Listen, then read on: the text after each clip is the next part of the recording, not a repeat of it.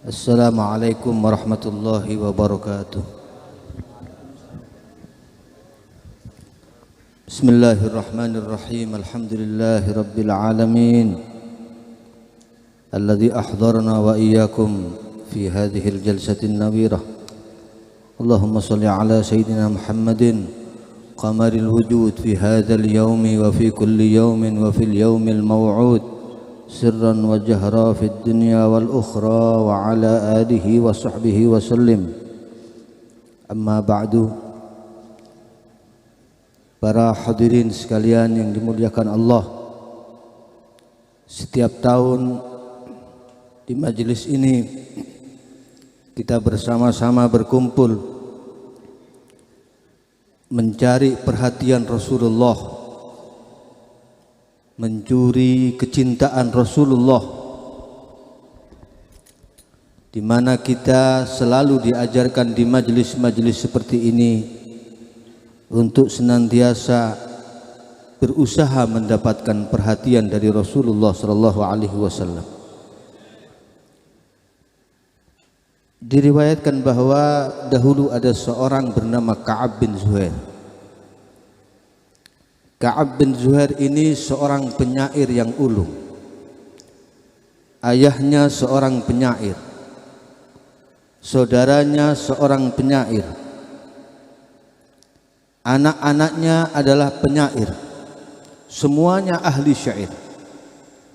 Tetapi sayangnya Ka'ab bin Zuhair menggunakan kemampuan syairnya untuk menghujat Nabi, untuk menghina Nabi, sehingga suatu saat hinaan-hinaan Ka'ab itu sampai ke telinga Nabi sallallahu alaihi wasallam.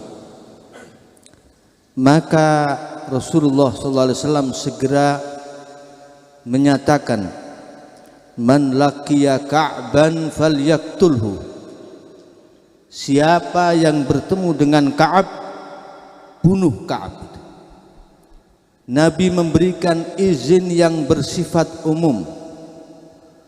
Siapa saja yang berjumpa dengan Ka'ab, para sahabatnya mendapat izin untuk membunuh Ka'ab. Maka setelah Fathu Makkah, semua orang-orang kafir banyak yang lari karena takut dikira Nabi sallallahu alaihi wasallam mau balas dendam. Di antara yang lari itu termasuk Ka'ab dan saudaranya Bujair.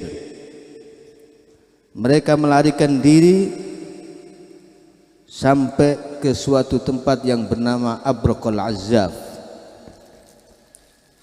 Maka kemudian Ka'ab ini bingung, karena kemana-mana selalu berjumpa dengan sahabat Nabi, dan dia tahu bahwa para sahabat Nabi mendapat izin untuk membunuhnya. Maka kemudian saudaranya yang bernama Bujair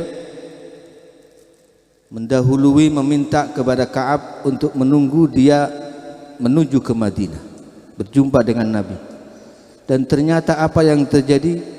Bujair, saudaranya Ka'ab, begitu berjumpa dengan Nabi, melihat perangai Nabi, langsung masuk Islam, langsung menyatakan iman kepada Nabi sallallahu alaihi wasallam. Ka'ab mendengar itu, lalu Ka'ab menunggu. Lalu ada seorang yang menyarankan kepada Ka'ab agar segera datang kepada Rasulullah. Dijelaskan bahwa Nabi itu la yantaqimu li nafsih, seorang yang tidak pernah marah karena dirinya sendiri, marahnya selalu karena Allah. Maka kalau ada yang bertanya, Nabi yang katanya marahnya karena Allah, kenapa mengeluarkan hukum, mengisdar hukum agar membunuh orang yang menghinanya? Ini bukan urusan pribadi, karena menghina Nabi itu berkaitan dengan risalah. Menghina Nabi itu berkaitan dengan syariat, bukan karena Nabi marah untuk pribadinya. Maka kemudian Ka'ab pun mengikuti saran ini, datang menghadap kepada Nabi sallallahu alaihi wasallam. Ketika datang kepada Nabi, maka kemudian Rasul sallallahu alaihi wasallam yang ketika itu belum pernah melihat wajah Ka'ab, tidak tahu Ka'ab itu seperti apa. Ka'ab bin Zuhair bertanya, "Ya Rasulullah, jika seandainya Ka'ab datang ke hadapanmu dan meminta maaf, menyatakan taubat, apakah engkau akan terima?" Maka Rasulullah alaihi wasallam menjawab, "Iya, saya akan terima dan saya akan maafkan asal dia benar-benar bertaubat." Maka kemudian Ka'ab bin Zuhair berkata, "Di hadapanmu saat ini adalah Ka'ab bin Zuhair ya Rasulullah, dan saya saat ini menyatakan iman, asyhadu an la ilaha illallah wa asyhadu annaka Rasulullah." Setelah keimanannya, kemudian Ka'ab meminta izin kepada Nabi untuk menyampaikan pujian melalui abyat syair. Abyat syair yang dibaca di hadapan Nabi ini menjadi sebuah qasidah yang luar biasa, yang disebut dengan qasidah Banat Su'ad, karena diawali dengan banat su'adu fa qalbil yawma matbulu mutayyamun ithraha lam yufdi makbulu, sampai terus pada bait innar rasula la sayfun yustadha'u bihi muhannadun min suyufillahi maslulu, sampai kira-kira 57 bait. Nabi sallallahu alaihi wasallam terlihat wajahnya sangat bahagia mendengar qasidah Ka'ab ini.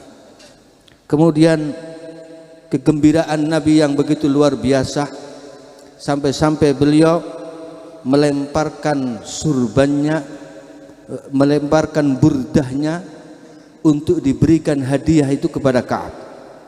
Diberikan hadiah burdah oleh Nabi sallallahu alaihi wasallam. Diterima, dicium burdah tersebut oleh Ka'ab, kemudian dibawa pulang dan semua sahabat mendengar, di antaranya Muawiyah bin Abi Sufyan, sampai kemudian Muawiyah datang kepada Ka'ab meminta burdah tersebut mau dibeli berapapun harga yang diminta oleh Ka'ab. Tetapi Ka'ab kemudian menolak. Dia berkata, "La uthiranna bi thawbi Rasulillah sallallahu alaihi wasallam ahadan." Tidak mungkin saya akan berikan pakaian Nabi kepada seseorang. Maka dipertahankan burdah itu oleh Ka'ab sampai meninggalnya. Dan kemudian setelah diwarisi oleh anaknya, Muawiyah tidak putus asa, datang lagi menawarkan kepada anak-anaknya Ka'ab, "Bagaimana kalau aku dulu pernah menawar sekian, sekarang aku beli 2 kali lipat dari yang dulu pernah aku tawarkan." Dan akhirnya ternyata dari anaknya burdah ini dijual kepada Muawiyah. Dan luar biasanya qasidah Banat Su'ad ini, sampai para ulama mensyarahi qasidah ini.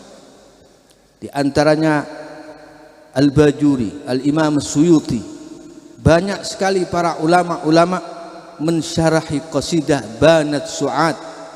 Bahkan Al-Maqari berkata, sebagian guru-guru kami di Iskandariyah, mereka selalu mengawali majlisnya dengan membaca qasidah Banat Su'ad yang disampaikan oleh Ka'ab di hadapan Nabi.